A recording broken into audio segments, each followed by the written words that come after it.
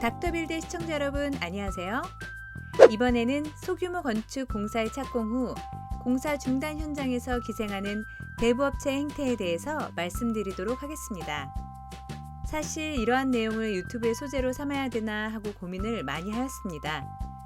그러나 악질 대부업체의 명예나 인격권보다는 선량한 건축주들의 이익이 더욱더 중요하다고 생각되어 직접 겪은 대부업체들의 이야기와 그 피해 예방법에 대한 영상을 제작하여 올리게 되었습니다. 네이버나 다음, 구글에 미준공 건축자금 대출, 건축자금 대출 등의 검색어를 입력하면 미준공 건축자금을 빌려주겠다는 업체들의 브로커들이 키워드 광고나 블로그 광고를 하고 있는 것을 볼 수 있습니다. 일부 저축은행이나 캐피탈사에서 미준공 자금을 대출하는 경우가 있습니다.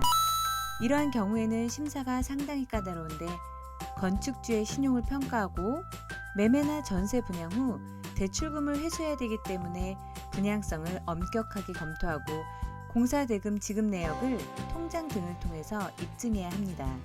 국세, 지방세 체납도 없어야 됩니다. 나아가 건축주의 모든 재산에 대해서 담보 설정을 합니다. 별 가치가 없는 조상님이 계신 선산도 상징적으로 잡힐 것을 요구합니다.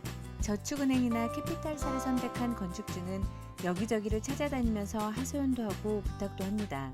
솔직히 이러한 건축주의 공박함을 이용해서 버릇없이 갑질을 하는 은행들도 많습니다. 예전에는 과도한 접대를 요구하기도 하였습니다. 브로커가 접대를 요구하기도 하였습니다. 제도권 금융사라 하여도 개인적으로 사채업자나 다름이 없다고 생각합니다.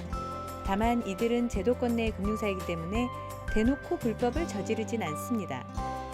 대출 상담사 내지 브로커를 통해서 어떠한 커미션을 주고받는지는 모르겠습니다만 아마도 뭔가는 있다고 추측을 합니다.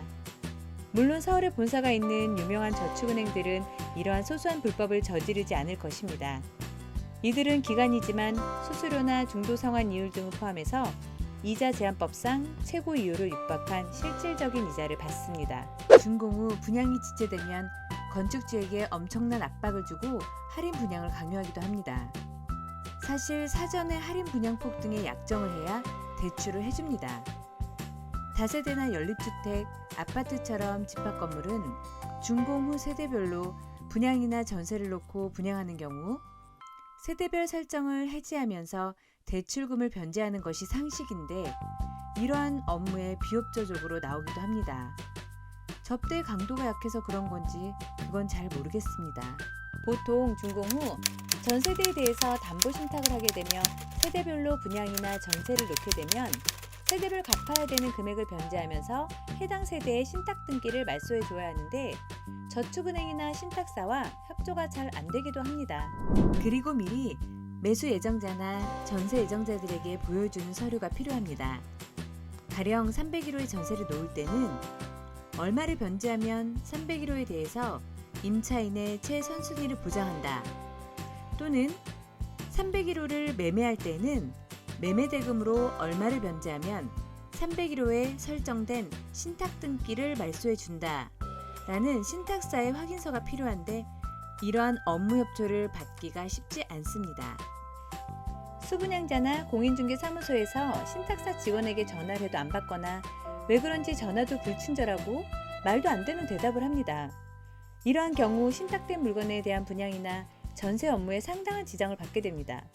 신탁사는 돈이 덜 되는 작은 소규모 건축 현장에 대한 취급 업무를 상당히 싫어합니다. 신탁사의 영업 직원에게 돈이 별로 안 돼서 그런 듯 합니다. 이제 사채업체들에 대한 이야기입니다. 저축은행이나 캐피탈사에 문의해보는 것을 모르는 건축주도 있고 이들로부터 대출 거절을 당한 건축주도 있습니다. 현장에 직불 날인을 해준 하도급 업체들이나 건축비를 빌려준 개인 등에 의한 가압류 등이 많거나 설정이 많으면 캐피탈사에서도 검토하기를 꺼려합니다. 이런 경우에는 사채 시장을 기웃거리게 됩니다. 공사 막바지에 공사 중단 후 추가 공사비를 요구하면 건축주는 난감합니다. 몇 달을 끌다가 건설사는 건축주에게 미준공 자금 전문 대부업체를 소개하는 경우가 있습니다. 건축비 대출이자는 갈수록 부담이 되고 공사 중단 장기화에 따른 지역의 평판도 하락 등의 걱정에 건축주는 결국 시공사의 제의에 응할 수밖에 없게 됩니다. 시공사 대부업체는 토지의 건축비를 대출한 은행 저당권에 이은 후순위 저당권을 설정하고 미준공 건물에는 건축주의 협조하에 허위로 공증서류를 만들어 가압류나 가처분을 신청합니다.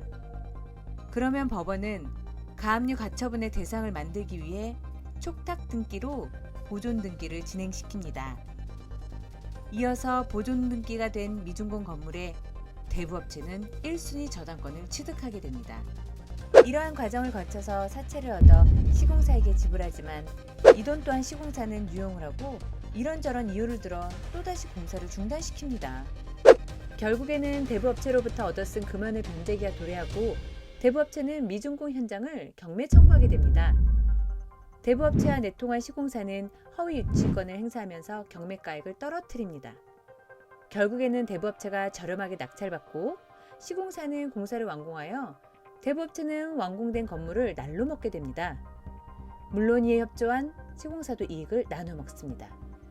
경매 실무에서 미준공 건물에 대한 경매 물건이 많이 나와 있습니다. 경매 물건 중에는 이러한 사정이 있는 경우가 많습니다. 피도 눈물도 전혀 없는 인간들입니다. 그런데 대부업체나 시공사 인간들의 카톡 프로필 사진에는 손자와 찍은 사진, 아들 결혼식 사진, 기부행위를 하면서 찍은 사진을 올려놓고 있습니다. 사채까지 얻어서 시공사에 지불하였기 때문에 틀림없이 준공이 날 것이라고 예상한 건축주는 건물의 전세를 놓거나 일부 세대는 분양을 시작합니다. 건축주는 전세금의 상당 부분 또는 분양 계약금이나 중도금을 미리 받아서 여기저기에서 건축을 위해서 융통한 빚을 일부라도 갚습니다. 그런데 결국에는 건물이 사채업자나 변제기에 도래한 선순위 금융권에 의해서 경매 처분에 이르게 되고 전세금이나 분양대금의 상당 부분을 떼인 수분양자나 전세계약자들은 건축주를 사기로 고소하게 됩니다. 저당권, 가압류 등으로 다 잡힌 물건에 전세나 분양을 개시하였던 건축주가 사기죄로 구속당하는 사태도 보았습니다. 어떤 건축주는 분을 이기지 못해 자살을 하는 경우도 있었고 또 어떤 여성 건축주는 가정이 깨진 후 전 남편은 목사가 되겠다고 기도원에 들어가고 여성 건축주는 식당에서 종업원으로 취업하여 생계를 연명하는 경우도 있었습니다. 인질 효과라고 인질로 붙잡힌 뒤 시간이 흐르면 인질범의 시각이 동화되는 것처럼 어떤 여성 건축주는 양아치 시공사 사장의 입장을 일부라도 이해하게 되고 늘 같이 있게 되면서 동거까지 하게 되고 인생이 이상하게 흘러가는 경우도 보았습니다. 이러한 사태의 원인은 건축주가 과도하게 저렴한 건설업체를 선정한 과실에도 있습니다. 소규모 건축시장은 절대로 영업이익이 많이 나는 현장이 아닙니다. 그런데도 불구하고 정상적인 건설업체의 견적과 비교가 되지 않는 저렴한 업체를 선정한 후 나중에 공사 중단과 과도한 추가 공사금 요구를 당하는 사태를 겪습니다. 그리고 이러한 업체를 선정하였다고 하여도 절대로 미준공 자금 전문 대부업체를 활용하면 안 됩니다. 있을 수 없는 과도한 취급 수수료, 브로커 커미션, 폭리나 다름없는 이자로 많은 돈을 빼앗기거나 현장 자체가 경매 처분에 이르게 됩니다. 어렵게 준공을 냈다 하더라도 다세대 주택 이상의 집합 건물의 경우 금융사로부터 대환대출을 받아서 대부업체에게 변제해야 되는데 대부업체가 들어와 있는 현장의 경우 제도권 금융사로 갈아타기가 쉽지 않습니다. 즉, 대부업체는 돈을 대여할 때부터 현장 경매를 생각하고 돈을 꿔주는 것입니다. 이러한 사악한 업체로부터 돈을 꾸는 순간 이 현장은 건축주의 것이 아닌 것입니다. 처음부터 제대로 된 정상적인 시공사를 선택하고 금융 PF를 통해서 공사비를 100% 확보하고 공사를 진행해야 됩니다. 동네 은행들은 토지 담보가치 이상으로 대출을 하는 상품을 취급하지 않는 경우가 많기 때문에 닥터빌드와 상의하여 적합한 금융사를 선택해야 됩니다. 닥터빌드의 직영 종합건설사는 현장에 분양성이 있다면 외상공사도 진행합니다. 그러나 그 외에 잘 알지 못하는 건설사와는 외상공사 약정을 절대로 해서는 안 됩니다. 이행보증서도 주지 않고 계약금을 받아서 챙길 목적으로 외상공사를 약정하는 경우가 대부분입니다. 일반인들에게 단독주택 규모 이상의 건축은 일생일대의 가장 큰 사업입니다. 그리고 건축을 종합예술이라고 합니다. 건설사나 하도급 업체로부터 제대로 작성된 수많은 계약서를 제때 챙겨야 되고 금융구조를 현장에 맞게 짜야 되며 공사 일정 관리를 철저히 해야 합니다. 건설사, 수많은 하도급 업체, 공제조합이나 신용보증사, 건축사, 법무사, 관청 등이 개입되는 복잡한 사업인 것입니다. 지금까지 건설 현장에서 기생하는 건설 사기꾼들의 이야기를 요약해 보았습니다. 이어서 계속적으로 건설과 부동산에 대한 이야기를 꾸며 나갈 것입니다. 그동안 닥터빌드의 영상 창작물들을 모티브 삼아서 사기꾼 유튜버들이나 유사업체들이 모방, 활용하는 것을 방관하였지만 이들이 많은 사회 문제를 일으킴에 따라서 앞으로는 철저히 가려내어 법 조치를 할 예정임을 경고하는 바입니다. 오늘은 미중공자금 대부업체 행태에 대해서 알아보았습니다. 사기꾼 시리즈 1은 총 6편으로 집 짓는 단계별로 만나게 되는 사기 행태에 대해서 말씀드렸는데요. 이래서 집 짓다 10년 늙는다 라는 말이 나왔나 봅니다. 닥터빌드는 앞으로도 선량한 시민들을 건설관계 양아치들로부터 지켜내는 것이 종국적인 목표입니다. 지금까지 국민 안심 건축 플랫폼 닥터빌드였습니다. 감사합니다.